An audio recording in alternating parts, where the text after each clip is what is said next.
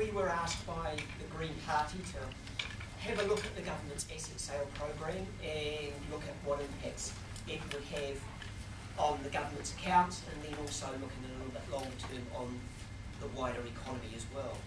And as Dr. Norman said in his presentation, the guts of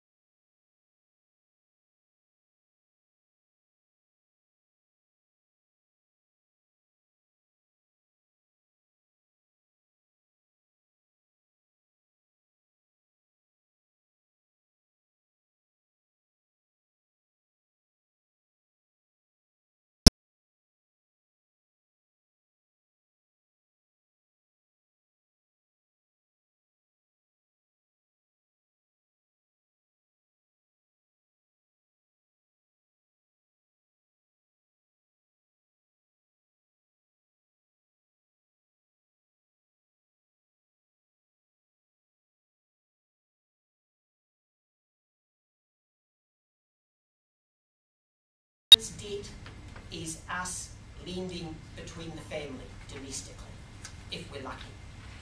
So it could be good or it could be bad, depends what we do the borrowing for.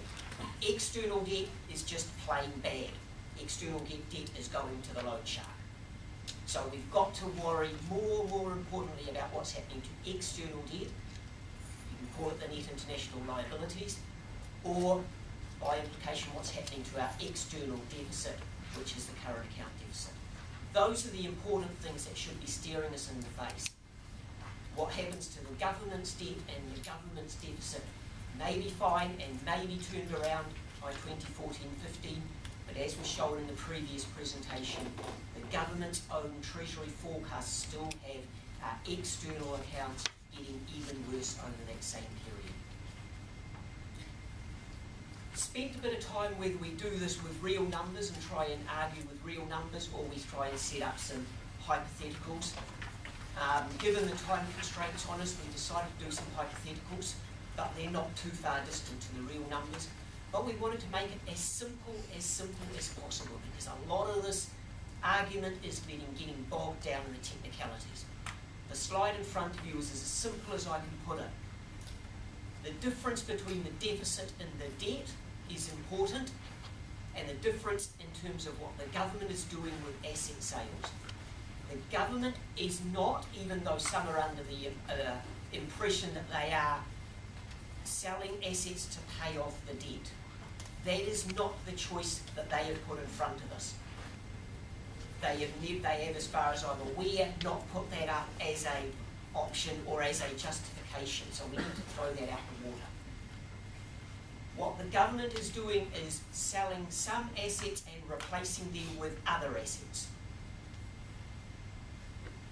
And all that does is change the balance of the assets in that bottom left corner in terms of government assets, and the arrow then makes an implication for government income. That has implications on the deficit and potentially on the government's deficit, and therefore potentially on government's debt. There is no direct relationship between the government selling assets and paying off the government debt. That hasn't been put in front of the people, and that argument should not be continued, and it should be blown out of the water. We need to understand why the government is selling debt. And the justification is not that it's paying off debt, selling assets. The justification is not that it's paying off debt. The justification is that it's rebalancing the asset side of its balance sheet. So we did some explorations around some hypothetical accounts.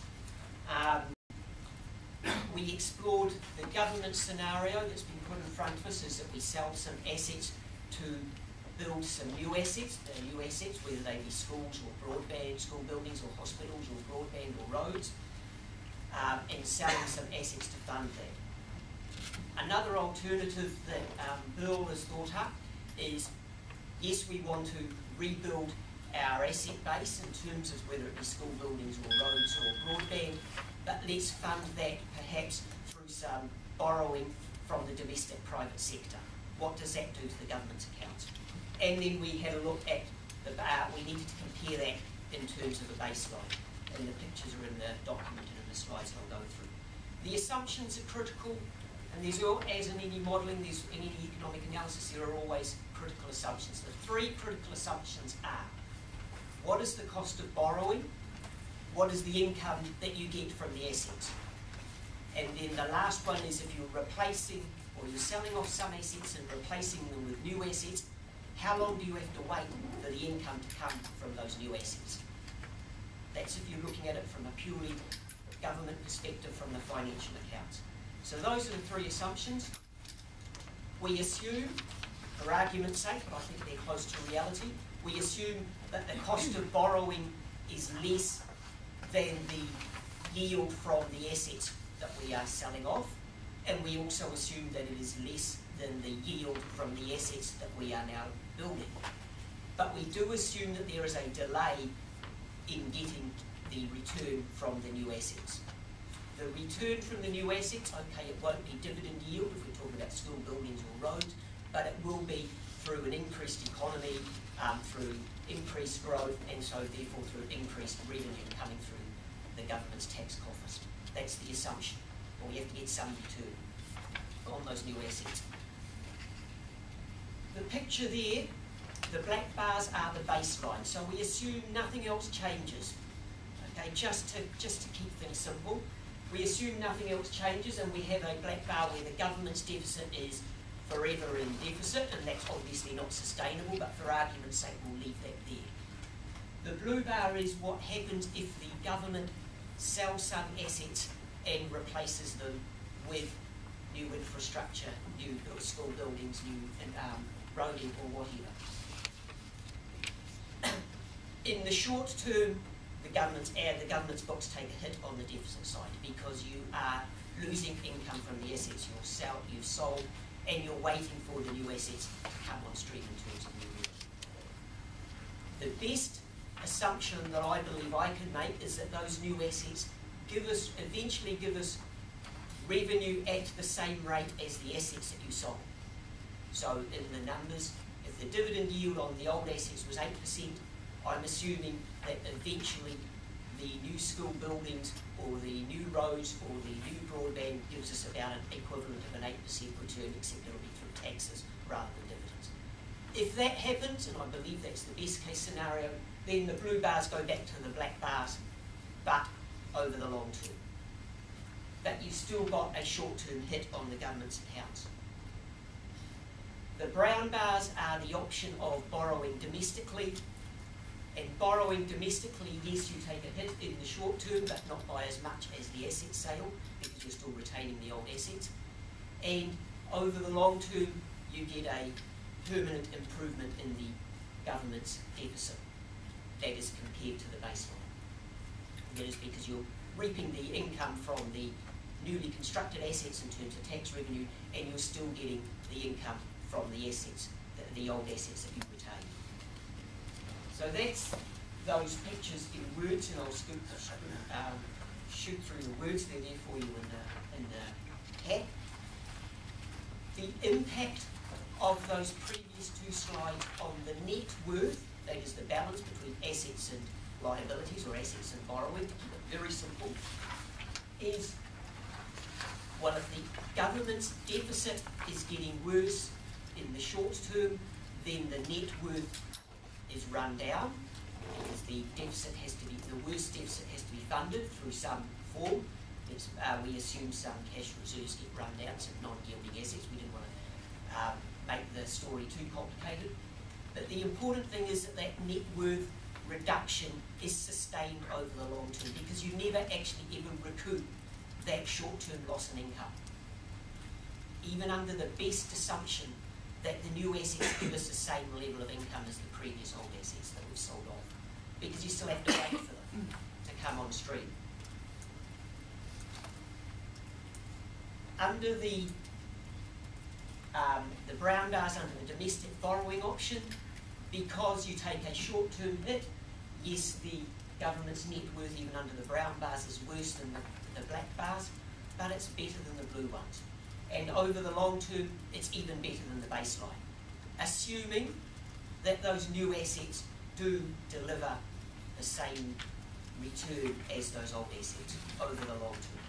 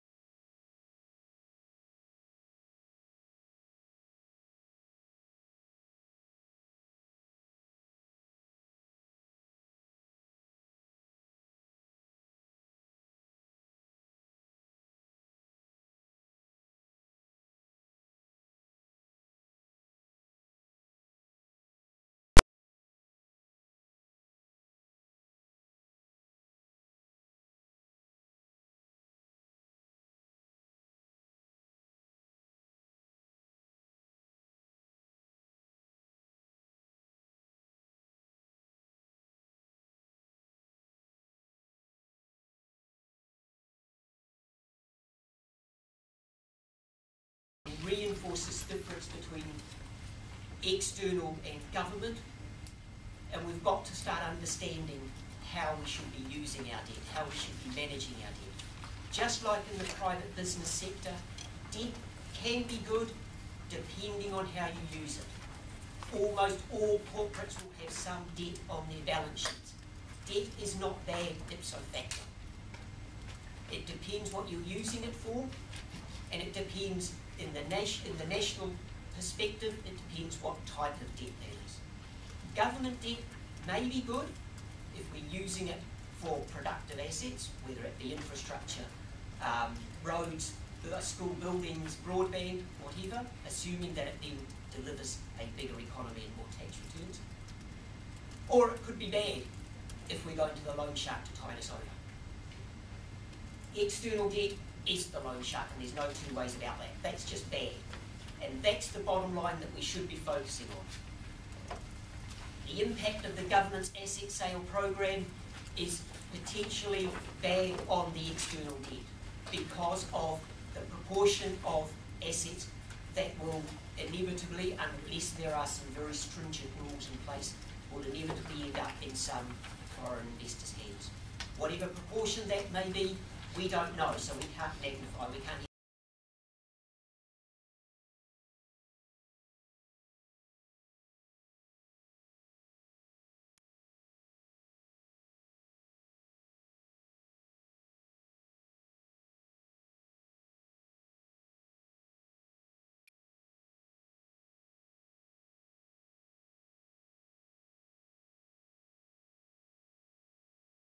In the budget speech of 2010.